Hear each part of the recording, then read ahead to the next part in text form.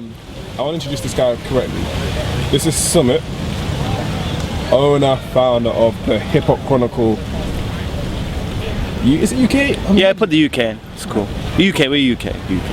So the first thing is, you know, when I watch X Factor, they always come up with numbers and stats. Right. So, and this is not this is just to get the facts out. So can you please tell the viewers of Amarudontv what the Hip Hop Chronicle is and the statistics behind it in terms of numbers? Okay, the Hip Hop Chronicle UK is a positive platform for rap music, hip hop music, a bit of R&B, music that I like globally. It's been running for about 3 years now, just over 3 years. I deal in exclusive interviews, as well as providing a platform.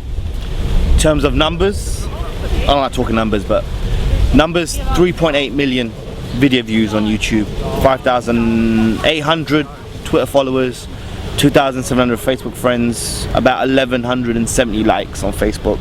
I just started up about a couple of months ago. Website itself, readership, hundreds of thousands. It can fluctuate from 200,000, 300,000. You know, monthly. Wow. That, you know, it can fluctuate. If I'm having a good month and I'm on it, like recently, as Amaru knows, I've been pedal off the gas a little. It can fluctuate, but it's been on the radio. It's been doing a radio thing. But yeah, those are the kind of numbers you can look at typically, and those YouTube numbers ain't fake. So now let's talk about in terms of the start. Okay, what actually made you think I want to start my own website, and tell people a bit about that? Okay, essentially I came out doing an English degree from Queen Mary's, and I was like, I want to be a journalist. I kind of knew I wanted to be a journalist, but I wasn't sure what type of journalism, and I said I want to do music. I love hip hop, I love rap music, I think I have something to say on it.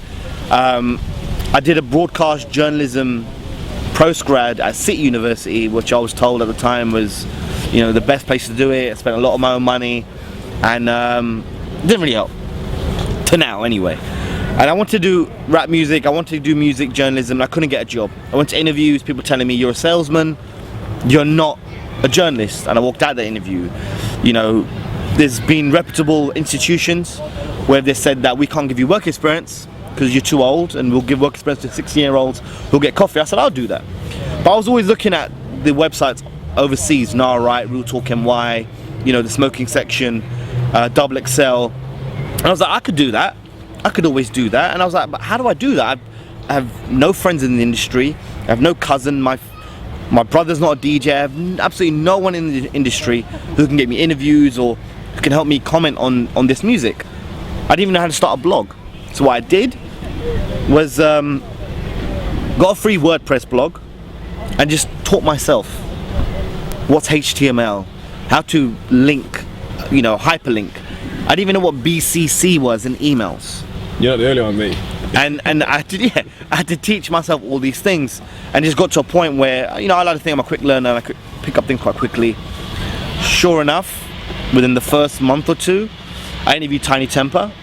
I saw him and I said, you're going to be a future star, and that video is out there still with this Asian guy, looks like me, but in a really, looks out of place totally. That was like 2008. And then after that I did Ice Cube interview with Live Nation, called me up and said, would you like to interview Ice Cube? And I said, yeah, sure. And that kind of helped propel me because he was talking about 50 Cent, and then 50 Cent actually saw that and commented on that interview without me telling him. That helped me. In a few days before that I interviewed Nas, and then just slowly spiraled from there, really. So now we've spoken, the questions that I get asked. Yeah. And you're far and ahead in advance of me in this blog game. Thank you. Is they wonder, they also about the money part of it. Yeah, money.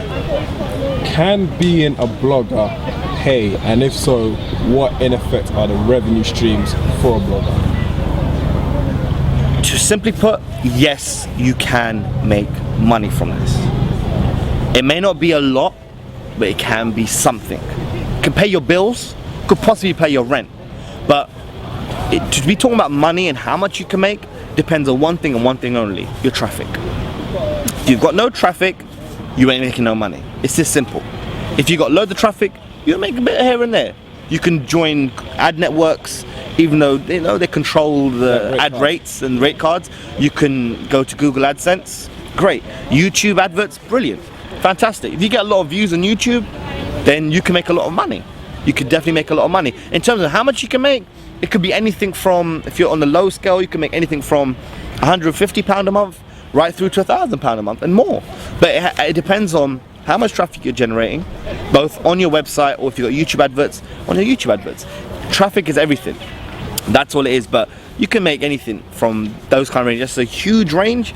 But it's something to think about. But don't think just because, you know, you've seen other people make money or they do this for a living now and this is all they do, that, you know, they're getting paid and that's it and I can just start a blog and give up my job. No, it takes a lot of work.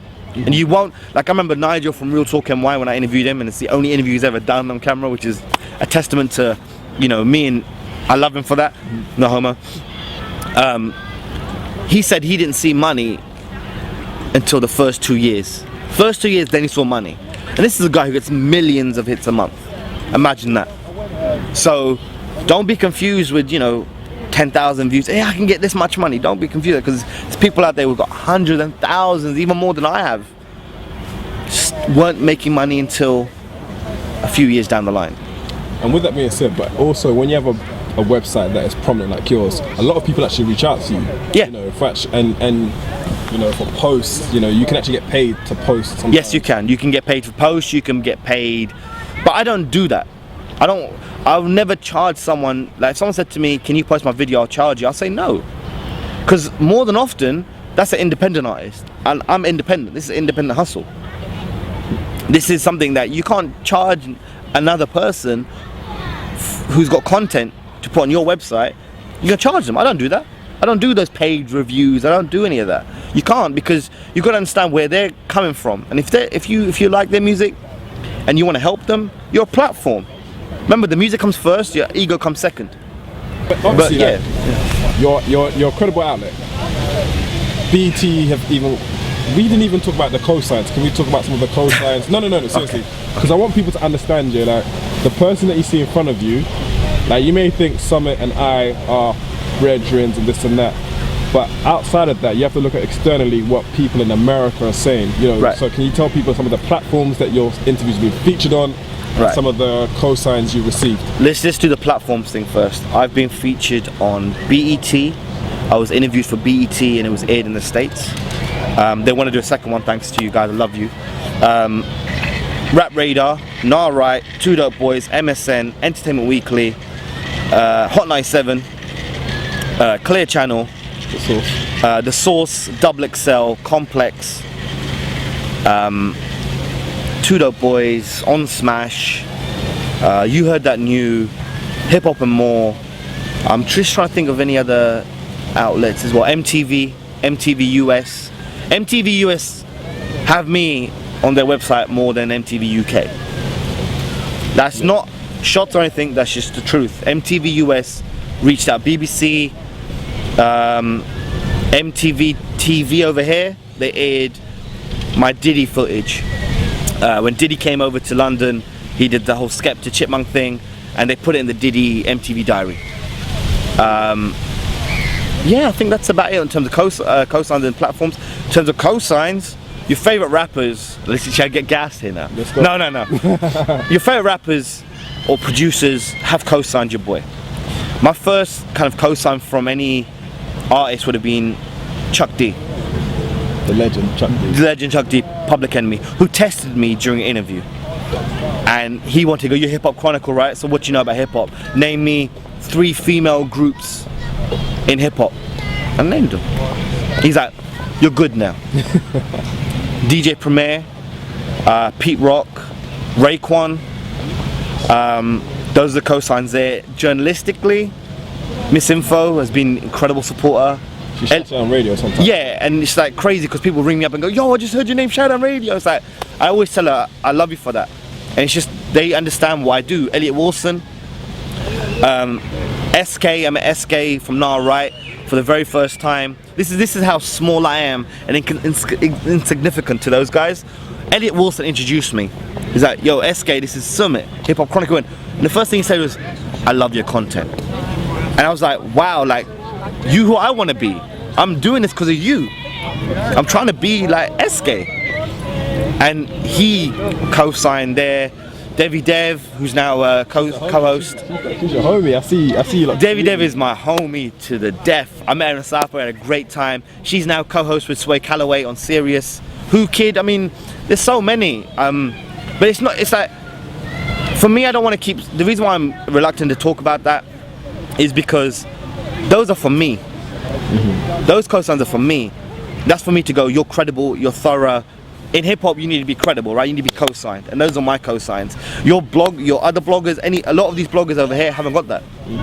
That's not disrespect to them, it's just they haven't got that. For whatever reason, I've been able to stamp that. Three and a half years ago, I was getting up at 8:30 in the morning to book tickets for Jay-Z and Kanye West and Public Enemy and KRS-One and all those acts. Now it's a different position where I come 3 years later, I'm around these guys. I'm chilling with these guys.